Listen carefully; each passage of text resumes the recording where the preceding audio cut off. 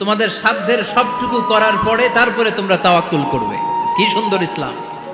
এক সাহাবী বললেন, ইয়া রাসূলুল্লাহ, আমি উটে চড়ে এসেছি, তো আপনি তো আমাদেরকে তাওয়াক্কুলের ওয়াজ করেছেন, আমি উটের রশিটা গাছের মধ্যে না বেঁধে যদি শুয়ে থেকে আল্লাহর উপর তাওয়াক্কুল করি, উটটা থাকবে না?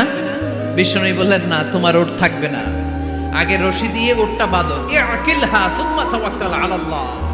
আগে টাইট করে রশি দিয়ে গাছের সাথে উটের রশিটা বাঁধো, এরপর আল্লাহর উপর তাওয়াক্কুল করো। এইটার নাম তাওয়াক্কুল। চিল্লায় বলেন ঠিক কিনা? আপনার পার্টটা আপনার করতে হবে। আপনার যে রোল, এই রোলটা প্লে করতে হবে। আপনার সর্বোচ্চটুকু করার পরে আমরা তাওয়াক্কুল করি একজনের উপর। চিল্লায় বলেন তিনি কে? ইসলামের বিধান হচ্ছে যখন নামাজ শেষ মসজিদে বসে থাকা যাবে। চিল্লায় বলেন বসে থাকা যাবে? যাবে না। সর্বোচ্চটুকু করে তারপরে আপনাকে বের হয়ে যেতে হবে। প্রতিদিন সকালবেলা পাখির বাসা থেকে দেখবেন পাখিগুলো খালি পেটে বের হয়ে যায়। বিকেল বেলায় পাখিগুলো ওদর ফুর্তি করে, পেট ভর্তি করে, আবার পাখির নিড়ে ফিরিয়ে দেয় কে? কারণ পাখিগুলো তাওয়াক্কুল করেছে কার উপর? পাখিগুলো তাওয়াক্কুল করে যদি পাখির নিড়েই বসে থাকতো, ওদের পেটে খাবার আসতো? কথা বলেন। বিশ্বনবী এটাই বললেন, তাকদু খিমাসান ওয়া তারুহু বিতানান।